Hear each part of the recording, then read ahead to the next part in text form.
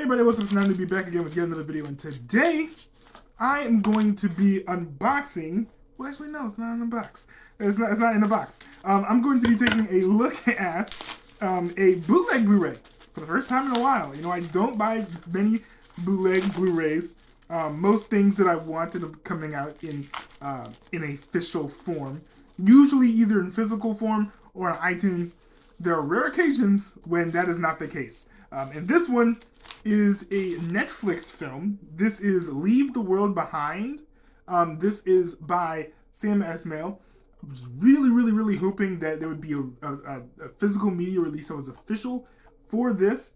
Maybe at some point there will be, and if that ever happens, I will absolutely gobble it up. I really hope Netflix or Esmail Corp, they get together, get their stuff figured out, and release like a 4K version, because this is going to be just like 1080p. I'm fully expecting this to be a low quality 1080p, not even like the highest quality 1080p that you could get on Netflix.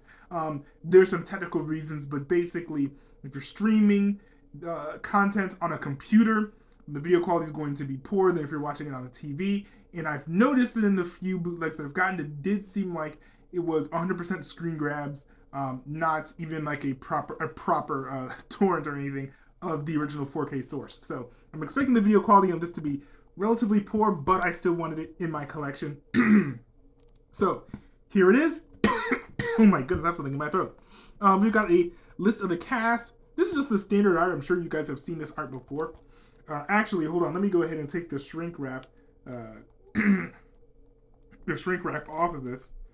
Also, I do find it funny. Well, it's not going to be well, it kind of is a bit of a spoiler, but just in light of a certain scene in this film, I do think it's a little bit ironic and funny that there is no official physical media release for this. But yeah, this feels like the type of movie where like it could certainly fit on the Criterion collection. And Criterion has released Netflix films before. They've released Marriage Story, which I recently unboxed. They've also released what's it? Roma, I think, is a Netflix film. There are other Netflix films I think that they've released.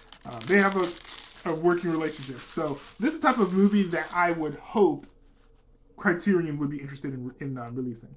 So I get the impression that a lot of the bootlegs that are on eBay are made by the same people. This seems very similar to the Severance bootleg that I have, as well as the Andor Season 1 bootleg that I have that I'll be replacing and get rid of soon. Looking forward to that. But you can kind of tell because, first of all, you've got a lot of like foreign lettering down here on the side. This is what the side looks like, by the way. But also, they swing open like this. And they have like something like this, where like, I guess it's details about the show, but it's in a language that I don't understand. No American or normal release like opens up like this. So that's one telltale sign that this is definitely not a legitimate disc. This here looks the same as the other side. This is the other side, I guess you could call it the spine. On the back, I guess there's like a synopsis of everything. It says here, digital movie code, streamer watch anywhere. I don't think that there's a digital code here. That is probably false advertising, quite literally. Although I don't think that that's the primary crime that these people should be worried about. Now, I will say that they got a lot better with this. Like, before, I noticed all types of inconsistencies and all sorts of things that were wrong about, like, the logos and stuff that they put down here at the bottom. It's not as bad. It's not as bad. So they're trying to make it look more legitimate. And they're doing a slightly better job at that. Now, you take off the slip cover, and there's no, like, plastic covering or anything on here. This basically looks the same as the slip cover. This is what the side looks like right here. That's what the side looks like. And the back actually doesn't have any like foreign lettering or anything.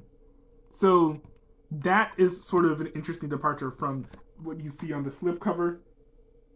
Still claims that there's a digital code. So that's interesting.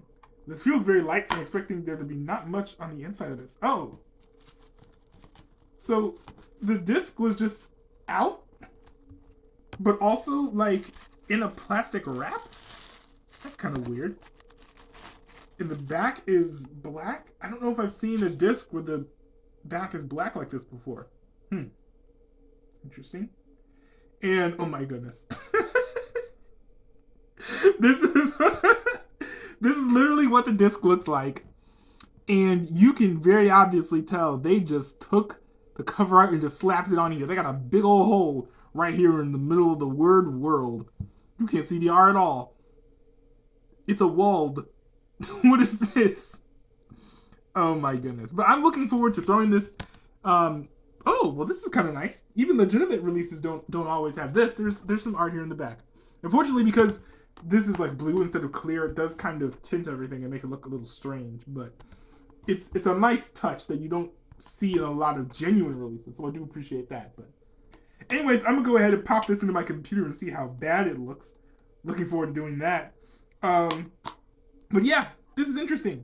And if you guys are going to come into my comment section being like, oh, can you please unbox like this bootleg or that bootleg? Like, I do not make a habit of buying bootlegs. I only do that if there's no legitimate release. And I generally wait like a while, like several months at least, to get a bootleg. Because, you know, sometimes there are delays. Like, I think like American Fiction is a really good example of a film where it's been months since it's come out, but I'm quite sure that a legitimate release of it is going to come out eventually. So when it does, then I'll go ahead and snag that rather than trying to like rush and get my own bootleg copy that I have to go ahead and replace, kind of like which is the situation right now with Andor Season 1, where Disney went and did 2 physical media releases out of that since I got the bootleg, so then I gotta go and get the replacement. It's a bit of a hassle. Nice to just bypass that by waiting a few more months and then getting the legitimate release. Now, then again, if you're waiting like 9 months in the physical media releases not yet, you're probably not going to get one. But, hey, it's good enough. I'm going to go ahead and snag it. So, hope you guys enjoyed this video. I'll see you guys in another video if you want to see another one of my videos.